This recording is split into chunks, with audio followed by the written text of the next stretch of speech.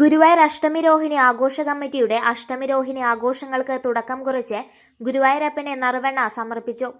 മമ്മിയൂർ മഹാദേവനും മഹാവിഷ്ണുവിനും ദ്രവ്യ സമർപ്പണമാണ് ആദ്യം നടന്നത്. തുടർന്ന് പഞ്ചവാദ്യത്തിന്റെയും നാഗസ്വരത്തിന്റെയും അകമ്പടിയിൽ നാമജപത്തോടെ ഗുരുവായൂരിലേക്ക് നറുവെണ്ണ സമർപ്പണ ഘോഷയാത്ര നടന്നു.